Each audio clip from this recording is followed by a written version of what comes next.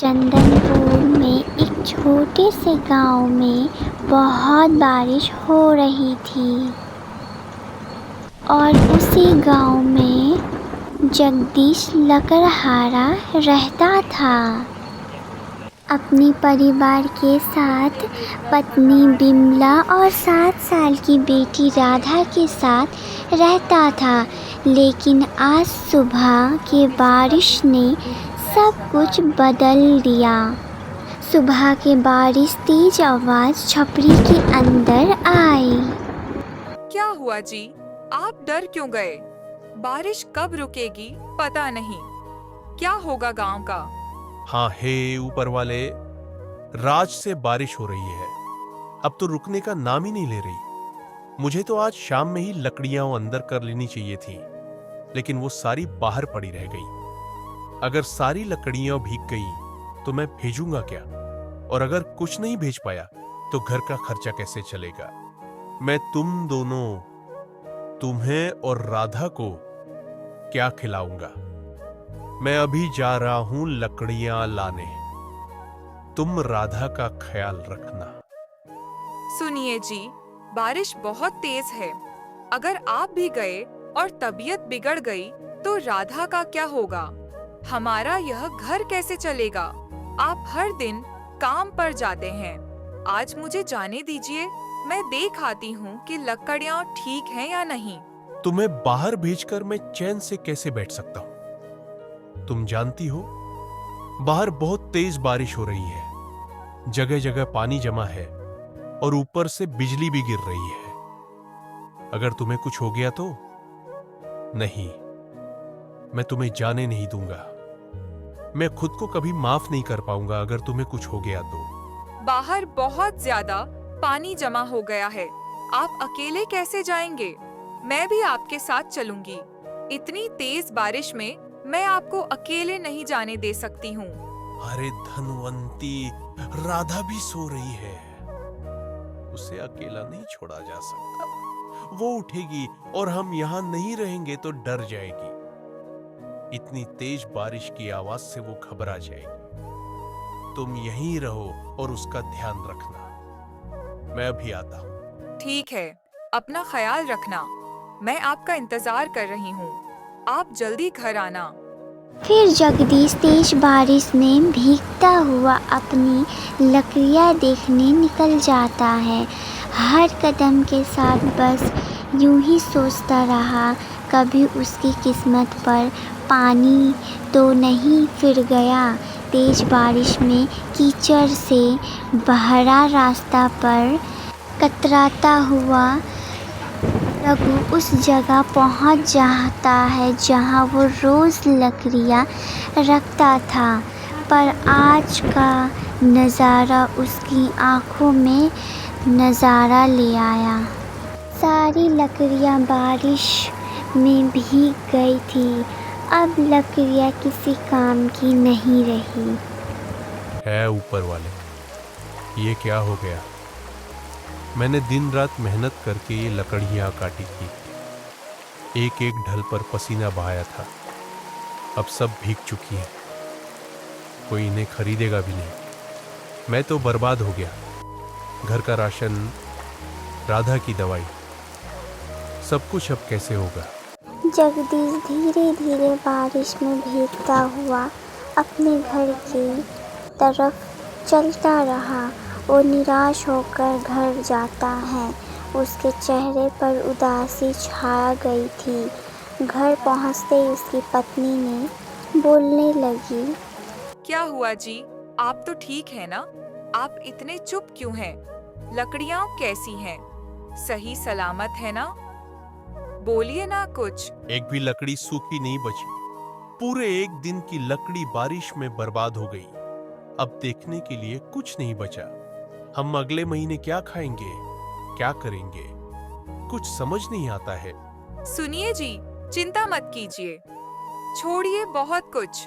जो राशन बचा है उसी से हम गुजारा कर लेंगे। बस आप खुद को टूटने मत दीजिए। मैं आपके साथ हूँ हर हाल में।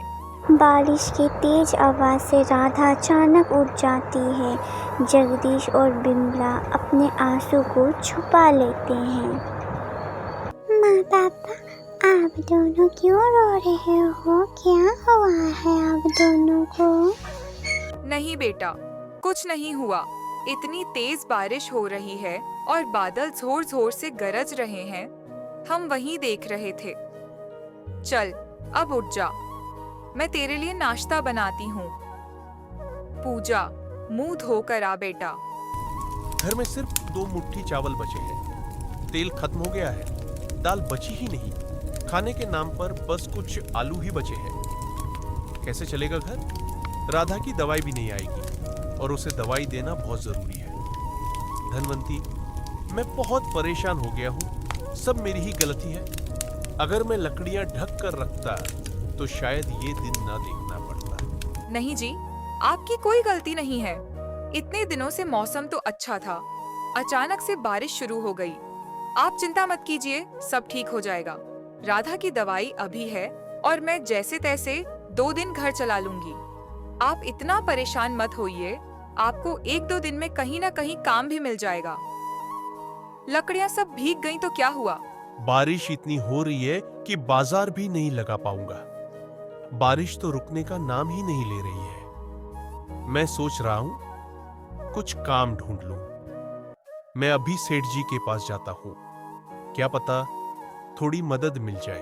बारिश अभी बहुत तेज है, आप अभी कुछ देर इंतजार कर लीजिए।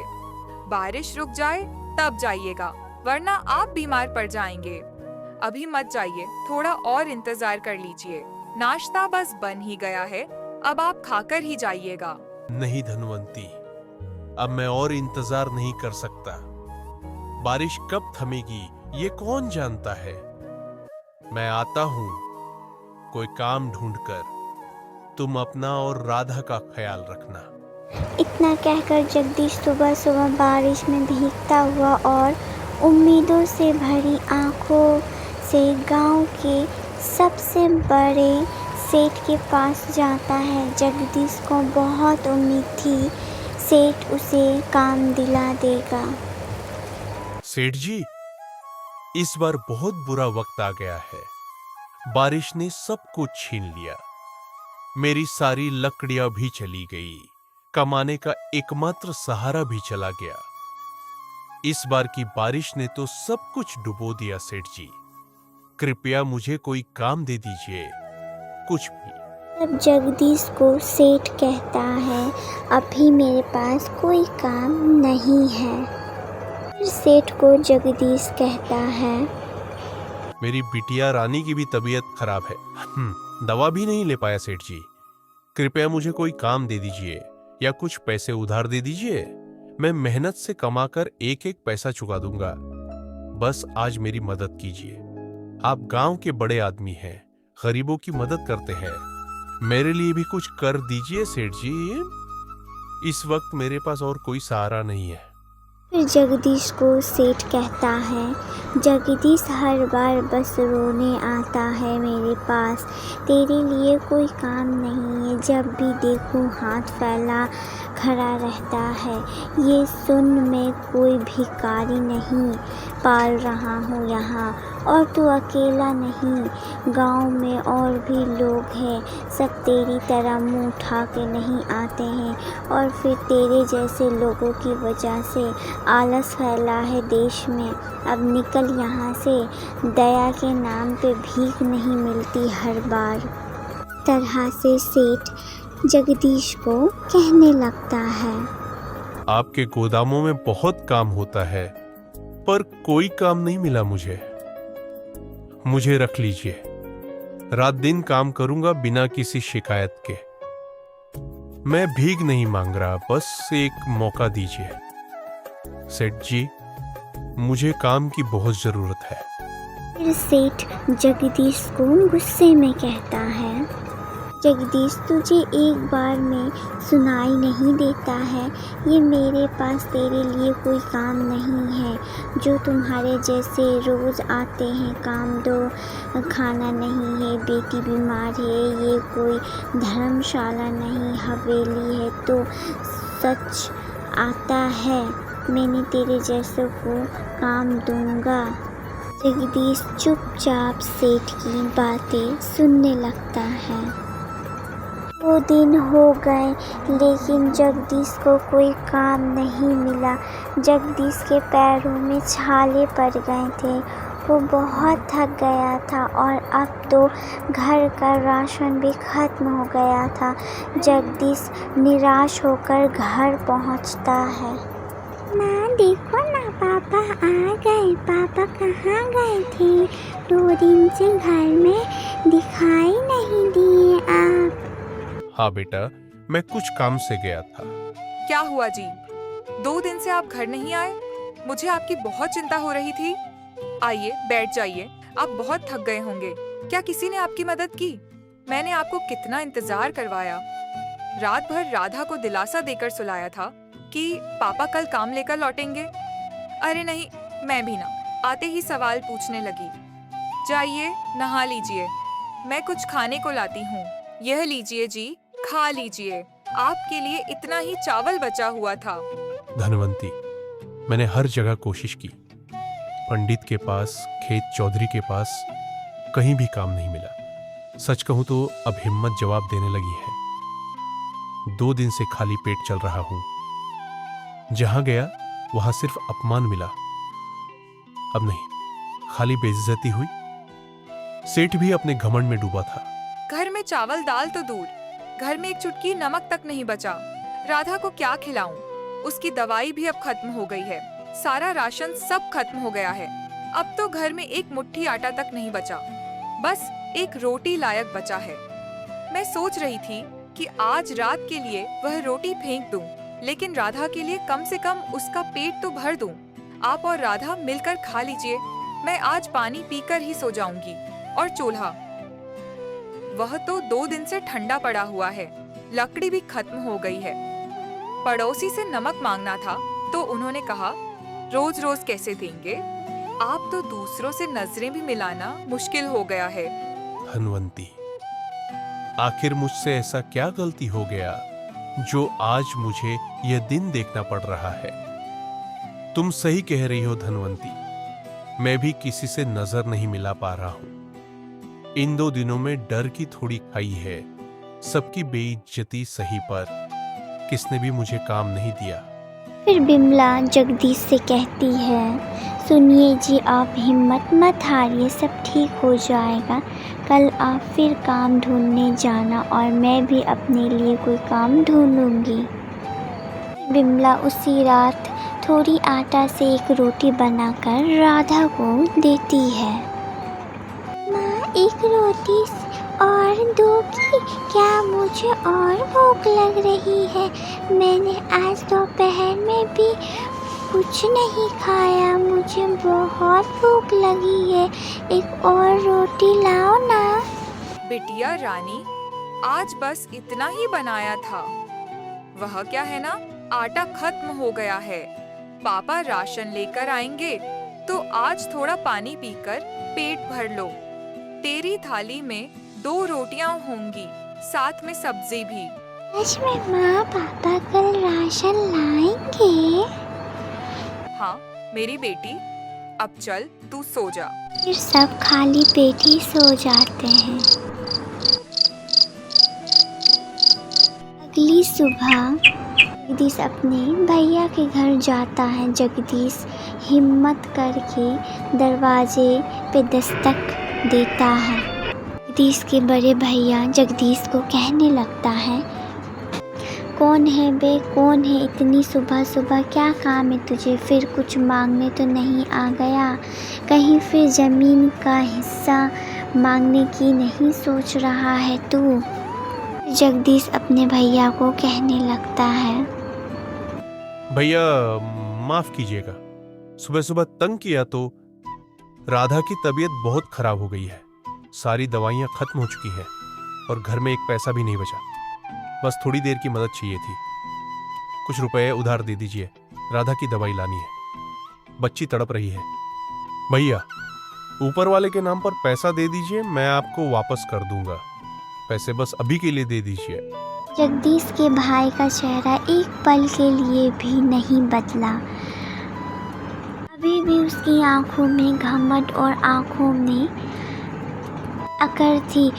उसका चेहरा पर एक भी शिकन तक नहीं आई। जगदीश को फिर कहने लगा, अब तू मेरे घर भीख भी मांगने आ गया रघु। कितनी बार बोला है अपनी औकात में रहा कर। हर बार कोई ना कोई बहाना लेकर चला आता है।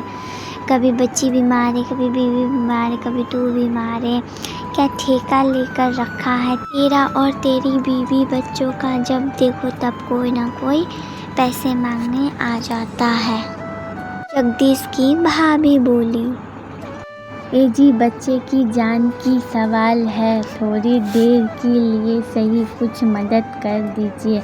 उधारी तो मांग रहा है, सगा भाई ही तो है आपका। राधा हमारी बिटिया जैसी, तो उसकी जान बेबख्श दे दीजिए पैसे। अपनी पत्नी को कहने लगता है गुस्से से, चुप रे, तू तो हर किसी के लिए रोती रहती है। तुझे ज़्यादा आ रही है, निकल हमारी घर से, निकल।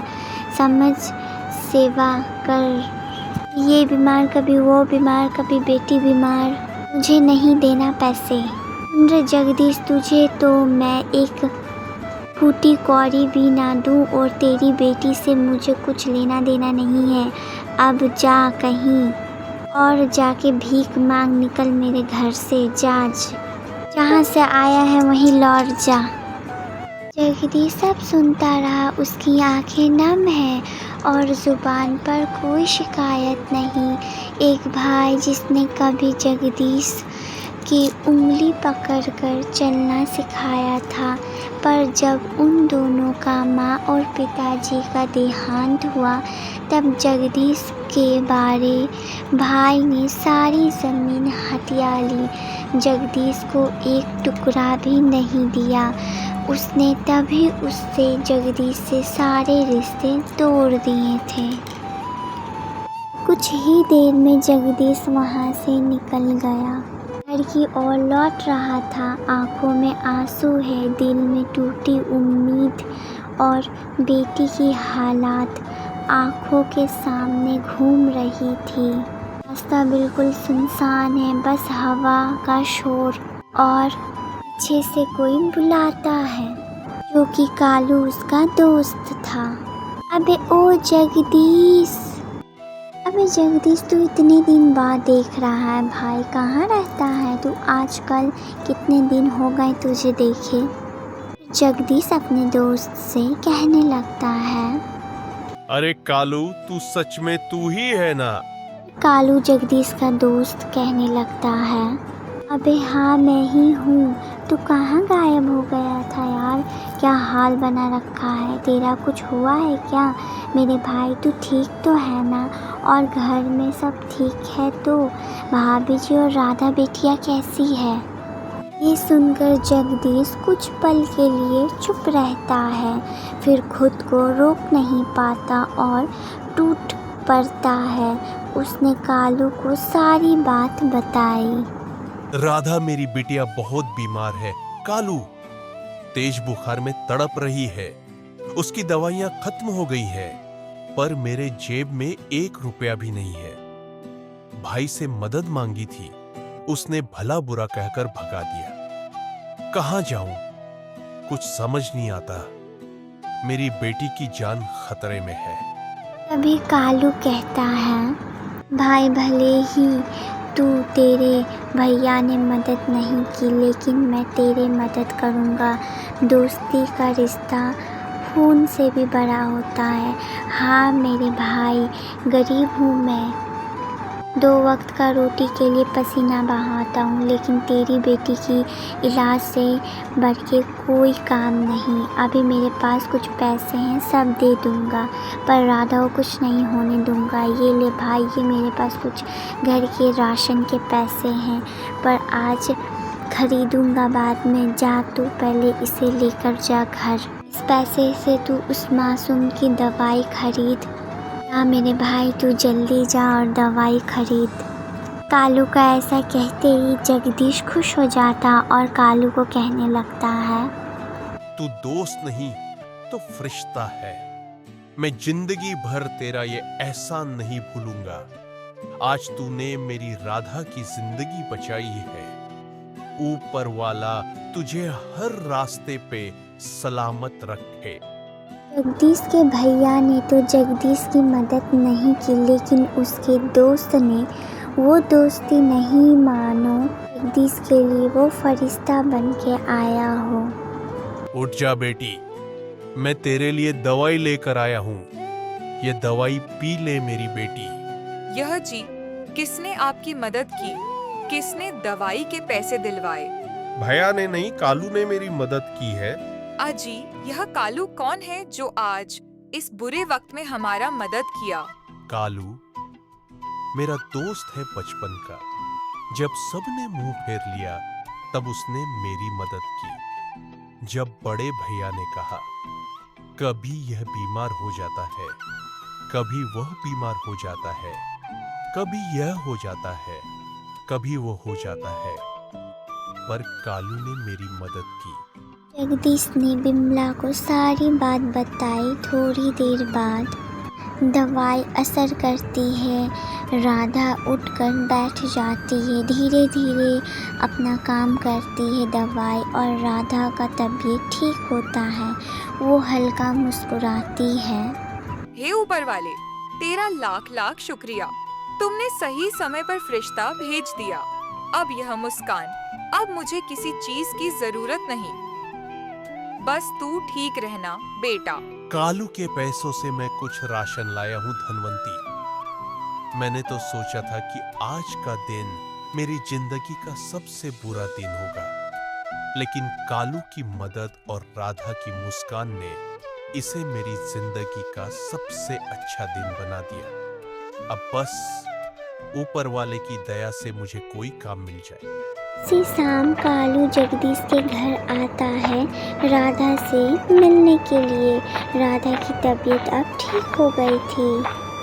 अरे कालू, तू आ भाई, अंदर आ।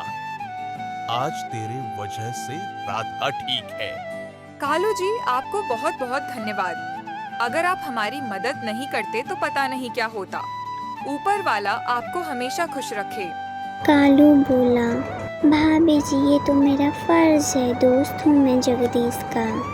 बिमला सबके लिए समोसा और चाय बनाती है। कालू बिमला के हाथ का समोसा चाय खाकर और जगदीश और बिमला को कहने लगता है, अरे वाह भाभी जी, समोसे तो बहुत टेस्टी है। आपके हाथों में तो जादू है। इतनी अच्छी चाय और इतने अच्छे समोसे मैंने कभी भी नहीं खाए। अरे जगदीश, तू तो बता रहा था तुझे कोई काम चाहिए, क्यों ना तू इस बारिश के मौसम में चाय और समोसे की दुकान कर ले। मेरे पिताजी के चाय की दुकान थी, पर जब से उनका देहांत हुआ है वो जगह खाली पड़ी है। अगर तू चाहे वहाँ अपना काम शुरू कर सकता है। सुनने के बाद जगदीश और बिमला बहुत खुश हो जाते हैं। सब खुश हो जाते हैं। कालू का ये सुझाव सुन के जगदीश और बिमला बहुत खुश होते हैं। हर रोज़ बिमला बहुत सारे समोसे बनाती है। हर रोज़ जगदीश उसे बाज़ार में बेचता। जगदीश अब बहुत अच्छे पैसे कमाने लगा था। उसकी दुकान पर बहुत सारी भीड़ होते थे, बहुत सारे ग्राहक आते थे। इस समोसे का टेस्ट बच्चे बूढ़े सबको बहुत अच्छा लगता था। जगदीश अब बहुत बड़ा घर ले लेता है।